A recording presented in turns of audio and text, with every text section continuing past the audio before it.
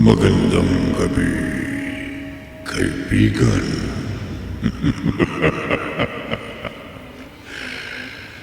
Ang mundo ay balot ng maraming misteryo. At kabilang sa mga misteryo, ang lagim na maaaring isabog ng isang nakapangingilabot na taong buhaya. Narito ang unang bahagi ng makapangalis at balahibong kwentong tampok sa linggong ito. Pinamagatang Taong Buhaya. Sa isa na naman, Gabi ng Lagim.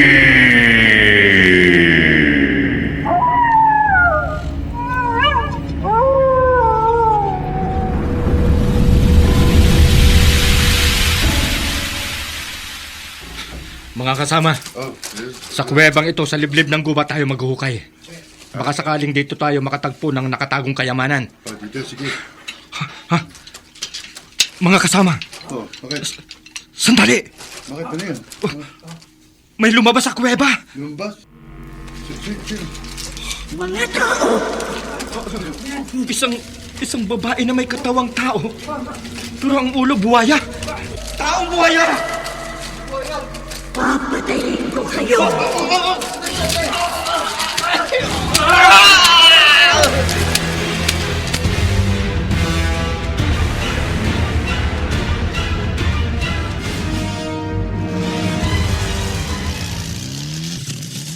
Sigurado matutuwa si Elmo sa papasalubong ko sa kanya. Paborito ng boyfriend ko yung mga prutas na dala ko. Ay! Ikakagulang ilang tao sa paanan ng bundok na madadaanan ko. Bakit kaya? Ano nangyari? Ba't kayo nagtatakbuhan? Parang takot na takot kayo. May taong buhaya na lumabas sa kuweba ng gubat. Taong buhaya? Oh, isang babaeng may katawang tao pero ang ulo niya ay buhaya. Napakabangis niya kaya tumakas tayo. Pumapatay ang taong buhaya.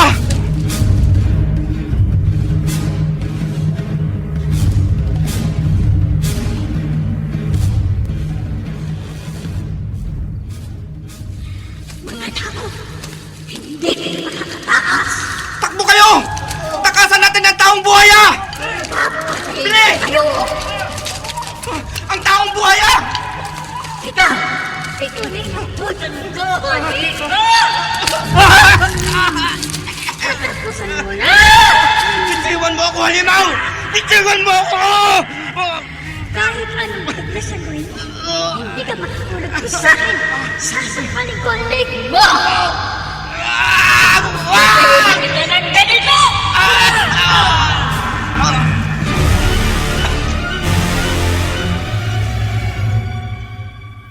Ha? Ano, Ria? Taong buhaya? Oo, Elmo. Meron bang ganun? Meron. Isang babae na may katawang tao, pero yung ulo niya buhaya at pumapatay. Pumapatay? Oo, bago ako tumakas nakita ko, isang kalugar natin yung pinatay ng taong buhaya bago ako nakarating dito sa inyo. Dahil nga sa pagmamadali ko, muntik pa ako sumemplang sa motor ko. Diyos ko!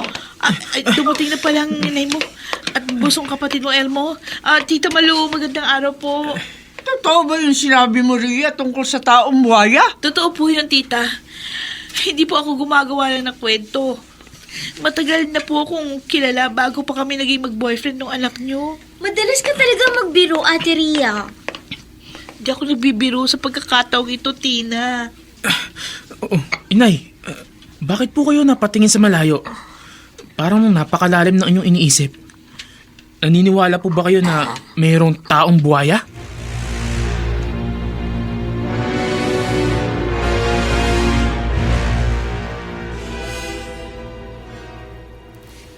Hindi ka panipaniwalang sinasabi mo.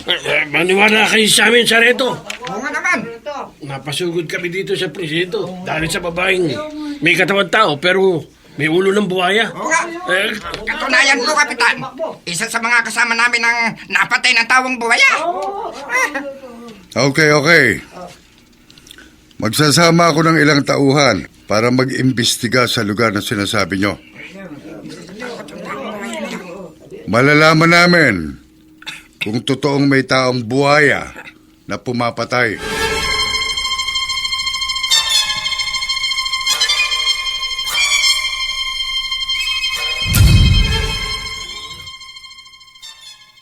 Ay, bakit ka napailing uro?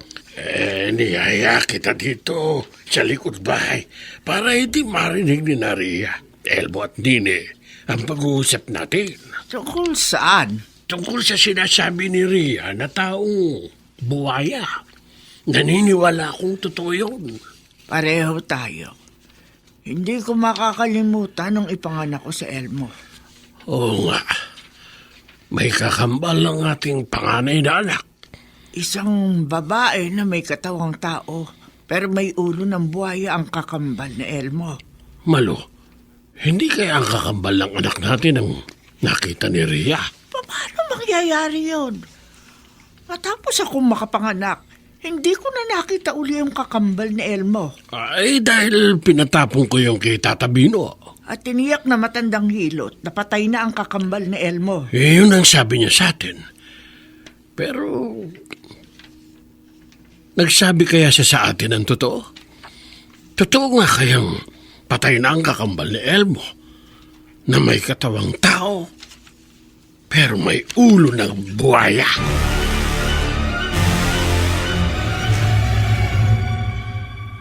Tata Bino, magtapat ho kayo sa akin. Nagtatapat ako sa iyo, bro. Pinapaniwala niyo kami ni Malo na patay na ang kakambal ni Elmo. Totoo yan. Ipinatapon ko siya sa inyo nung sanggol pa lamang siya. Itinapon ko sanggol sa pusod ng gubat. Hindi namin matanggap ni Malo na nagkaanak kami ng abnormal. Pero pinagsisihan namin ipinatapon namin sa inyo ang sanggol. Ay, uli na pagsisisi nyo. Noong pinakumukuha nyo uli sa akin ng sanggol na may katawan tao at ulo ng buhaya, nilapan na siya ng baboy ramo at iba pang mabangis na hayop gubat. Kung totoong patay ng kakambal ni Elmo, bakit may napabalitang taong buhaya na lumitaw sa paanan ng bundok? Wala akong nalalaman doon. Tata Bino, maaring buhay pa ang kakambal ni Elmo. Patay na siya. Nilamo na siya ng mga hayop gubat. Maniwala ka sa akin, Noro. Patay na ang kakambal ni Elmo na taong buhaya.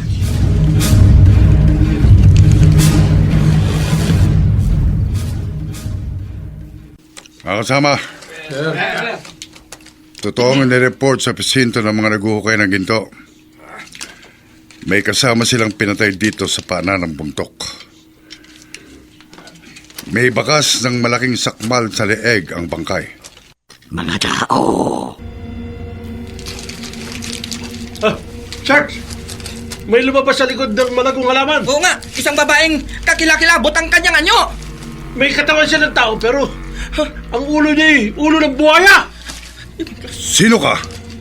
Ako, si Gora. Ikaw ang pumatay sa natagpuan naming bangkay?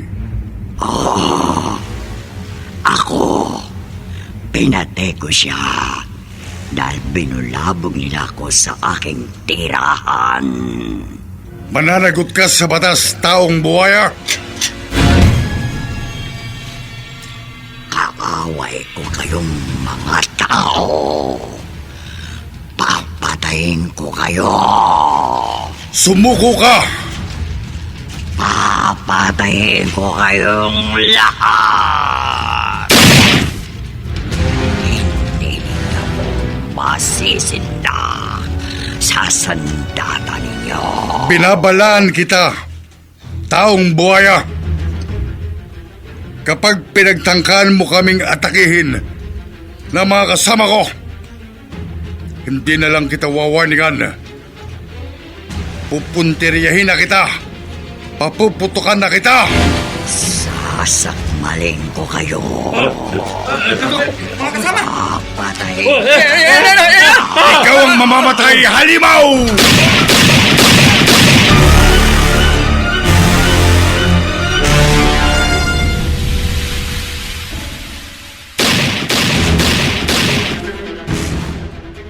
Mga kasama, hindi tinatabla ng taong buhaya. Tumatalbog lamang sa katawan niya mga bala. Wala tayong laban sa halimaw na ito. Atras tayo mga kasama. Huwag nating hayaang maatake tayo ng taong buhaya. Bago tayo tuluyang umatras, akin na yung mahabang baril, Ross. Magbabakasakali pa rin akong mapatay ang halimaw. Bibistayin ko ng balang katawan ng taong buhaya!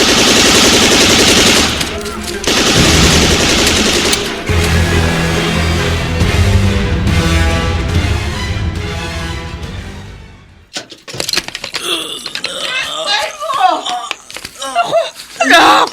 Bakit bigla ka napahandusay? At bakit parang nasasaktan ka? Nakapano ka, Elmo? Elmo!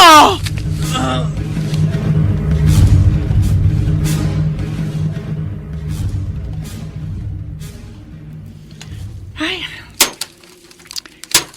ang hirap naman ng trabaho nito pangangahoy, oh.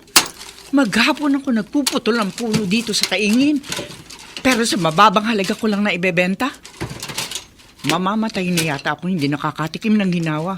Mahina kasi ang kita ng anak kong si Rhea sa pagbabayan sa lang kung ano-ano eh.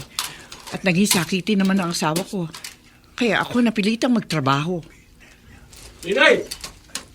Oh, Teryo! Bakit ka umahangos? Mabuti nakita agad kita. Ay, bakit na parito ka?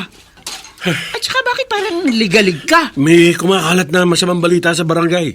Masamang balita? Oo, may lumitaw daw na taong buhaya sa paanan ng bundok na malapit dito sa kaingin. Taong buhaya? Pumapatay daw. Naniwala ka naman. Mismo mga pulis ang nagpatotoo, Ninay. Nakakasagupa daw nila ang taong buhaya na hindi nila napatay. O ano naman ay kinatatakot mo? Tigilan mo muna ang pangahoy. Kasi baka mapagawi dito sa kaingin ang babaeng may katawang tao at ulo ng buhaya. Naku, baka mapabilang ka sa biktima ng taong buhaya. Mabuti po umuwi na kayo, Inay. Rhea, hindi ako naniniwala sa sinasabi ng tatay mo tungkol sa taong buhaya. Umuwi lang ako dahil nababagot na ako sa pagpuputol ng kahoy. Totoo po yung taong buhaya. Pati ba naman ikaw naniniwala sa kalokohang yon? Malamang panakot lang yun ng mga magulang para hindi maglaboy ang kanilang mga anak. Ako po mismo nakita ko yung taong buhaya. Ha? Opo. Nakita mo? Oho. Kanina nung papunta ako kay na Elmo, napadaan ako doon sa paanan ng bundok. At nakita ko po doon yung babae na may katawan tao at ulo ng buhaya na pumatay doon sa isa nating kabarangay. Ano? Anong itsura ng taong buhaya? Ay nako, Ninay. Huwag niyo na nga pag-usapan ng anak mong halimaw na yun. Kinikilabutan tuloy ako eh. Ay, dahil talagang totoo, nakakapangilabot yung anyo ng taong buhaya. May katawan tao tapos yung ulo niya buhaya. Ituro mo sa akin kung saan mo nakita yung taong buhaya, Rhea. Bakit ho? Basta, gusto ko siya makita. Ay, naku, Nay, delikado po. Ay, kaya kong pangalagaan ang sarili ko. Baka kayo po yung sumunod na mapatay ng halimaw. Pwede ba huwag ka na maraming sinasabi? Ituro mo sa akin ang kinaroroonan ng taong buhaya. Sundin mo ako. Kung ayaw mo, magalit ako sa'yo.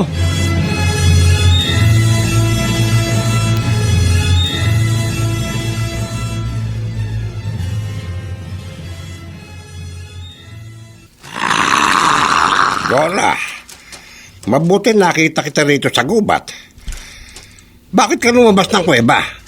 Bakit nagpakita ka sa mga tao? Binili na kita kahit anong mangyari, huwag kang lalabas sa kuweba.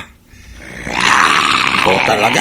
Sinabi ko naman sa'yo, malulupit ang ibang tao sa gaya mong hindi normal ang anyo. Oo, kinatatakutan nila ang gaya mo. Itinuturing na halimaw, sinasaktan, pinapatay. Kaya, huwag ka rito magtago sa gubat, Gora. Peligroso rito eh. Magbalik ka sa kuweba. Mas ligtas ka ron. Maraming sangasangang lungga sa loob ng kuweba na maaari mong pagtaguan. Dito sa gubat, maaaring makita ka uli ng ibang tao at pagtangkaan kang patayin. Sundin mo ako, Gora. Alam mo, nagmamalasakit ako sa iyo. Matagal na akong lihim na nag-alaga sa iyo mula pa nung sanggol ka. Itinago kita dahil ayokong mamatay ka. Alam mo kung bakit? Dahil napamahal ka na sa akin. Ayokong mapahamak ka. Sundin mo ako, Gora, para hindi ka mapatay ng mga tao.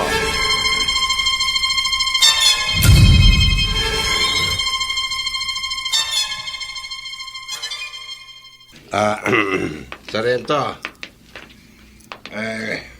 Hindi ako naniniwala sa iyo, Tata Bino. Sinalubong ko kayo ng mga tauhan mo dito sa bukana ng gubat para bigyan kayo ng babala. Para rin sa inyong kaligtasan. Hindi totoong walang kamatayan ng taong buhaya. Maniwala kayo sa akin, Sarento. Tata Bino, walang nilalang dito sa mundo na hindi namamatay. Napatunayan nyo na. Hindi tinatabla ng bala ang taong buhaya. May ibang paraan para siya mapatay. Kahit anong gawin nyo, hindi nyo mapapatay ang taong buhaya. Tinitiyak ko yan sa inyo dahil... Dahil ano? Bakit hindi niyo nasabing walang kamatayan ng taong buhaya? Bukod sa pagiging albularyo ko, may nalalaman din ako sa mga hiwaga at kababalagang nagaganap sa ibabaw ng lupa. Anong hiwagang nakapaloob sa taong buhaya? Ang taong buhaya ay anak ng engkantado. Engkantado?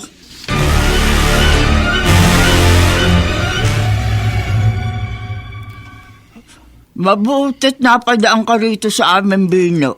Talagang pupunta sana ako sa inyo. Malo, naniniwala ako sa sinasabi mo na may kakatuwang nangyayari sa anak mong si Elmo. Hindi ko nga maintindihan. Wala namang masamang nangyari kay Elmo pero bigla siyang namilipit sa sakit. Wala siyang sugat pero halos mapaluha siya sa nararamdamang kirot. Ang nararamdaman ng isa sa kambal, nararamdaman din ng kanyang kakambal. Ang kamatayan ng isa sa kambal ay kamatayan rin ng kanyang kakambal. Bino, Ang kakatuwang nararamdaman ng anak mo, bahagi pa rin ang naikwento mo sa akin noon na naganap sa iyo bago ka pa nagdalang tao. Na habang naglalaba ka sa ilog, ginapangan ka ng malaking buhaya. Kaya nawalan ka ng malay sa malaking takot. Hindi ka pinatay ng buhaya dahil hindi yun ordinaryong hayop gubat. sabi mo isa yung engkantado na nagsamantala sa akin habang ala akong malay. Totoo yun, Malo. Katunayan, ang pagdadalang tao mo at pagkakaroon ng anak na kambal na normal na lalaking sanggulang isa at ang isa naman ay babaeng may katawan tao at ulo ng buhaya. Bino, ang sabi mo sanggol pa lang ang kakambal ni Elmo nang mamatay ito. Malo, wala kang dapat ipag-alala sa kakatuwang nangyayari kay Elmo. Totoo ba yun? Ay, hindi maano ang iyong anak. Sagutin mo ang tanong ko, Bino. Huwag mong iligaw ang usapan natin. Totoo bang patay na ang kakambal ni Elmo? Oo. Maniwala kayo sa akin, Malo. Para rin sa kabutihan at kaligtasan ng inyong pamilya. Maniwala kang patay ng anak mong may katawan tao at ulo ng buhaya.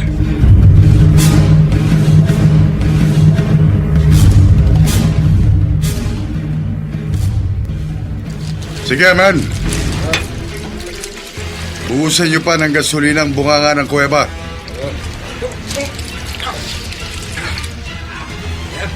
At ngayong nabuhusan niyo na ng gasolina ang bunganga ng kuweba, sisindihan ko na ang lugar na ito na malamang ay pinaglulunggaan ng taong buhaya. Susunugin natin ang buhay ang halimaw.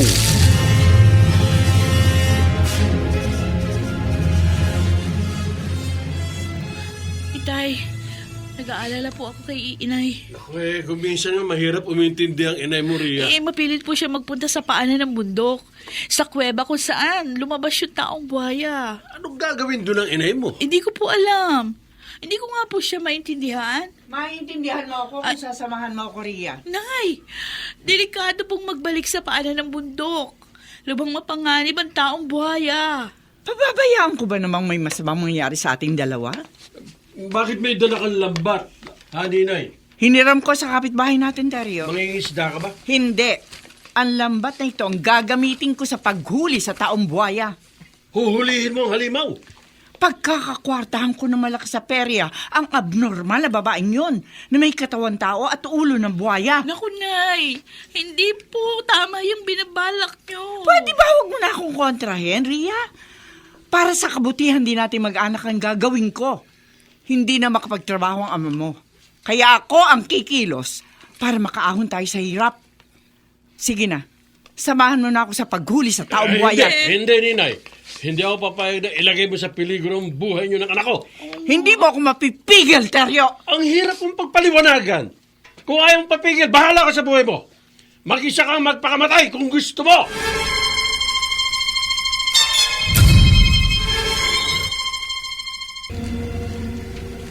May mga tao pa sa labas ng kuweba.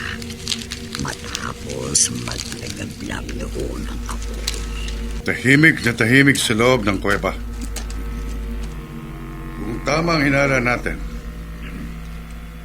na nagtatago dyan ang taong buhaya, malamang nasunog na siya ng buhay. Nabo na siya. Malamang patay na ang babaeng may katawang tao at ulo ng buhaya. Yaman! Tayo na! Balik na tayo sa presinto. Saka na yun. Nag-alisa na ang mga tao. Akala nila napatay nila ako. Hindi nila alam. Hindi nila ako mapapatay. Hindi na muna ako lalabas dito sa kuweba. Hihintayin kong kumagat ang dilim.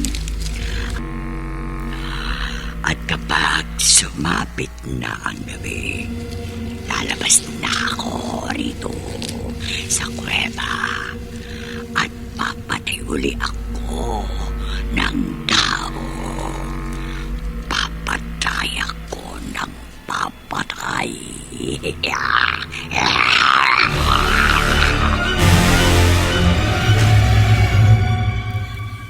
Alis ka, Ria.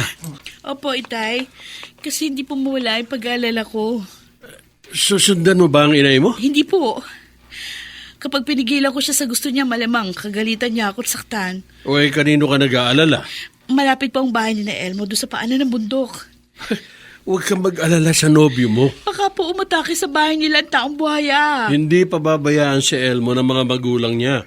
Itay, balita po walang kamatayan ng taong buhaya. Kung totoo yun, huwag mong isubo sa peligro ang sarili mo. Susiguruhin ko lang po ligtas si Elmo. Huwag ka na umalis, Ria. Uuwi din po ako agad. Baka pag alis mo, makakasalubo mo sa daan ng taong buhaya. Nakahanda po ako. Kung totoo ang balitang hindi tinatabla ng balang taong buhaya, tablang kaya siya ng itak.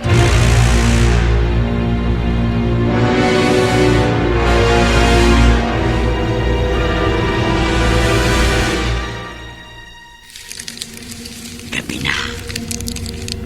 Madilim na sa loob at labas ng kuweba. At tahimik na tahimik ang paligid. Pagkakataon ko nang lumabas. Para muli akong magsabog ng lagim sa mga tao. May kumakaluskos sa likod ng malaking bato sa labas ng kuweba. Kung hindi ako nagkakamali, may tao sa labas. Sino ba ang taong nasa labas ng kuweba? Siya ang susunod kong biktima. Ang susunod na taong papatayin ko.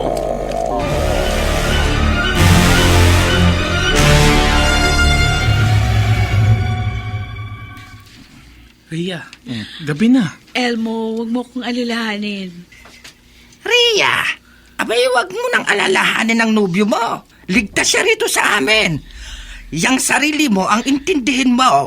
Tito Uro, kung maaari lang po, dito na ako magpalipas ng gabi sa bahay niyo. Hindi na kailangan. Kung hindi lang po inaalala ko ang maaaring sabihin sa akin ng ibang tao. Ate Ria, kasama naman ni na Kuya Elmo, sina Inay at Itay. Si Mang Terion dapat mong alalahanin. Ikaw na rin di ba nagsabi na nag-iisang itay mo sa inyo? Oo nga, Ria. Baka sa bahay niyo pa mapagawi ang taong buhaya. Sige, uwi muna ako. Pero Elmo, yung binilin ko sa'yo, ha? Oo. Mag-iingat ako lagi. Ikaw rin. Oo. Pag alis mo, abay panatilihin mong handa ang itak mo. At alisto ka lagi para hindi ka mapatay ng taong buhaya.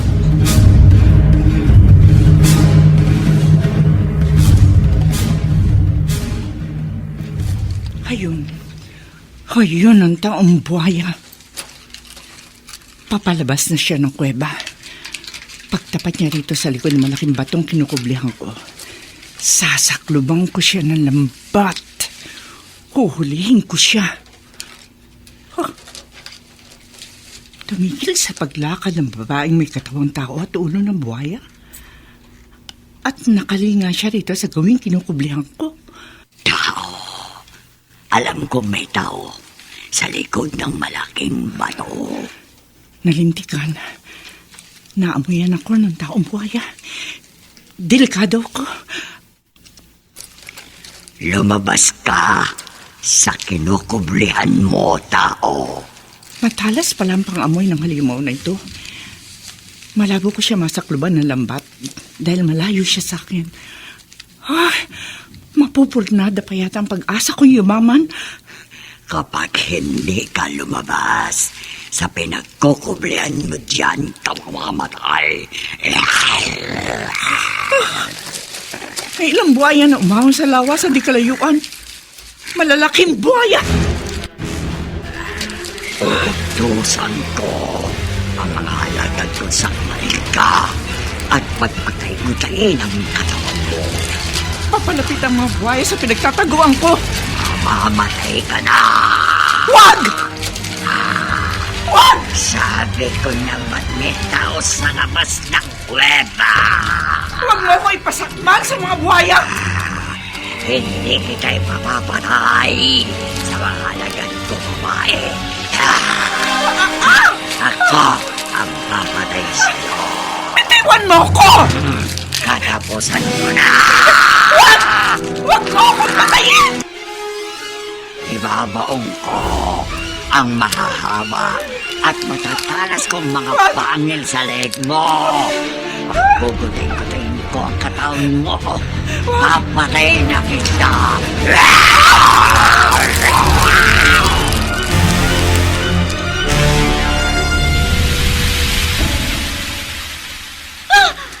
Ate Ria! Tata Pino! Patay na ang magandang lalaki at ang babaeng kasama niya. Babaeng bihin, napatay na sila ng aking mga alagad na buhaya. Humihinga pa ako, Gora. Hindi mo ako madaling mapapatay. Sisiguruhin ko mamamatay ka, Takapino. Ipasasakmal ulit kita sa mga alagad ko. Bago ako masakmal uli ng mga alagad mong bayan, bubulong ako ng orasyon laban sa kanila.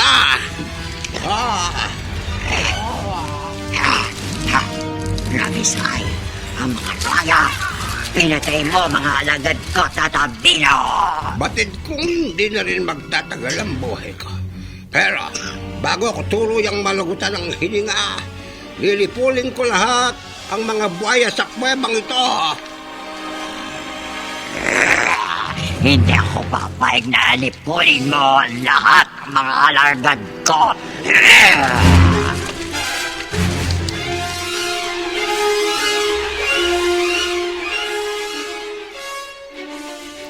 Ano ka mo, Ninay? Pinatay ng taong buhaya si Tata Biro. Pati ang ating anak, Teryo. Ha? Patay na rin si Rhea? Bakit hindi mo iniligtas ang anak mo? Naunahan ako ng takot. Kung hindi ako tumakas, malamang patayin din ako ng taong buhaya. Kaya sising-sisi ako. Kasalanan kong lahat. Talagang ikaw ang may kasalanan sa pagkamatay ng anak mo. Sa labis kong paghahangad na yumaman, nakipagkasundo ako sa taong buhaya. Nagkaroon nga ako ng maraming salapi at alahas. Pero buhay naman ang sarili kong anak ang naging kapalit. At buhay ni Tina. Si Tina na bunsong kapatid ni Elmo? Dinala ko siya sa taong buhaya. Kaya nagtungo sa kuweba si Rhea at Tatabino para sana iligtas si Tina. Pero nabigo na si Rhea na mailigtas ang kapatid ng nobyo niya. Napatay pa silang dalawa ng taong buhaya. Hindi mapapahamak si Rhea. Kundi sa kasakiman mo. Ikaw ang pumatay sa sarili mong anak. Teryo, tawarin mo. Kinamumuhian kita!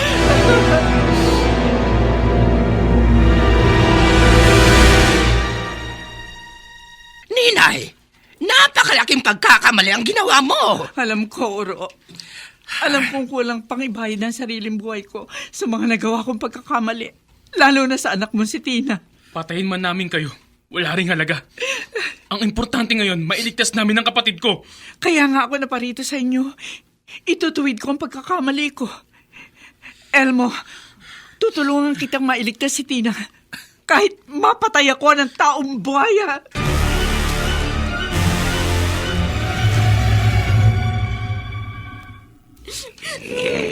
Babaeng Belen, wala nang magliligtas sa'yo. Napakasama mo, taong buhaya! Wala nang hahadlang para magawa ko sa'yo ang lahat ng gusto ko. Pinatay mo si Tata Bino at si Ate Rhea! Kahit kinalagan kita ng kapos, mamamatay ka rin. Bakit mo ako papatayin? Anong kasalanan ko sa'yo? Wala kang kasalanan. Nagkataon lamang na isa kang birhen.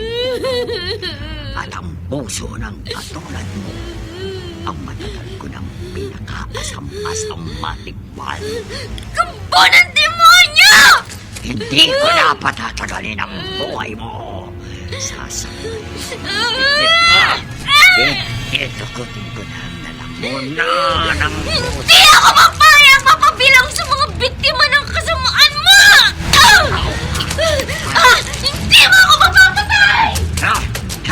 Hindi ka makakatakas, babaeng Belen! Mga alagad kong buhaya! Walang sasakmal sa babaeng Belen. Paligiran lamang ninyo siya para hindi makatakas. At ako ang papatay sa kanya.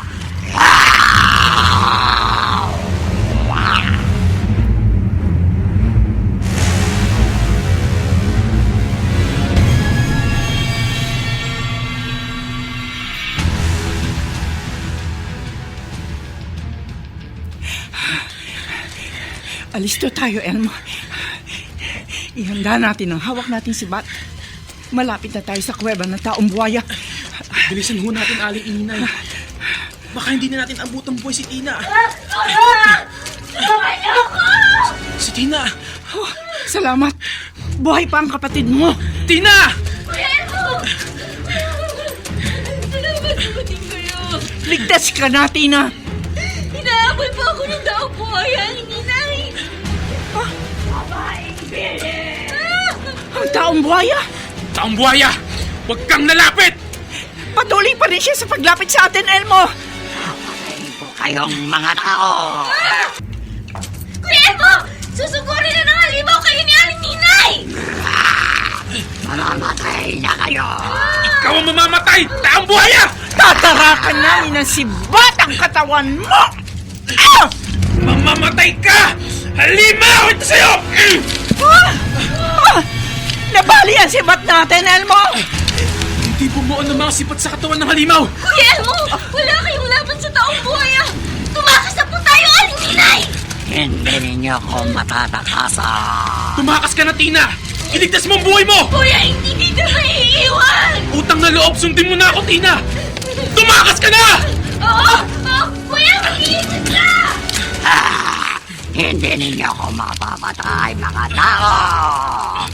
Iiwan ko kayo sandali para hindi makatakas ang babaeng bilhin. Pero babalikan ko kayo.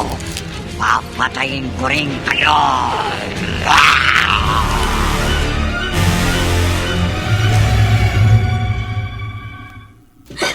Oh, Diyos ko! Tulungan niyo po akong makatakas sa taong buhaya. Iligtas niyo rin po ako, Kuya Elmo ko at si Aling Ninay. Mga buhaya! Ilang malalaking buhaya lumalabas mula sa likod ng malalagong halaman sa di kalayuan. Wala na ako tatakbuhan. Paano ng mga buhaya sa daraanan ko? At pinalibutan nila ako! Tatapusan mo na, babaeng bilhin. Taong buhaya! Halika! Ay! Bitiwan mo ako! Wow! Bitiwan mo ako! Kahit anong pipit ang gawin mo, hindi ka makakaulagpot sa akin. Matitikman mo na! Ha? Sasakmanin ko na ang dibdib mo. Dudukutin at lalamunin ko na ang puso mo! Matapos ko lamunin ang puso mo, ipalilipol ko na sa mga alagad ko ang lahat ng tao para ako at ang mga bayan na lamang ang matirang buhay sa buong mundo. Mabuhay pa rin ko na manaig ang kasamaan halimaw nito! Hindi ko na patatagalin ang buhay mo, babaeng birhen. Sasakmanin ko na ang katawan mo. Mamamatay ka na. Hindi ako papayag na mapatay mo ang kapatid ko! Halimaw! Matapang ka, lalaki. Nakipagbuno ka pa sa akin, ha? Kahit alam mong makapangyarihan ako, ikaw ang unay kong patayin. Sasakmanin ko na leg mo. Kuya! Ano? Ano nangyayari sa akin? Nangako ko sa aking nila. At parang may sumapor sa leg ko.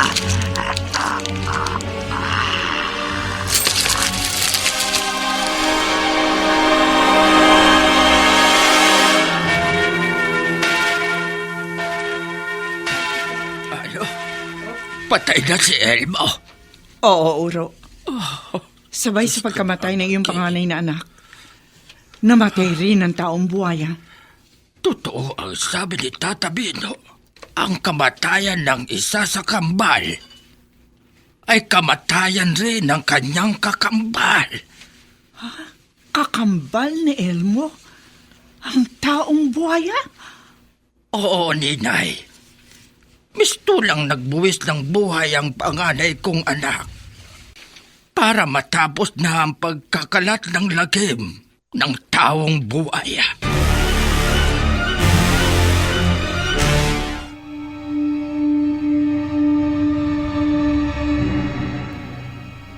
Mapatay kaya ng mga pulis ang taong buhaya. Pakinggan bukas ng gabi ang ikalawang bahagi ng ating tampok na kwento sa linggong ito. Pinamagatang Taong Buhaya. Sa isa na naman, Gabi ng lagim.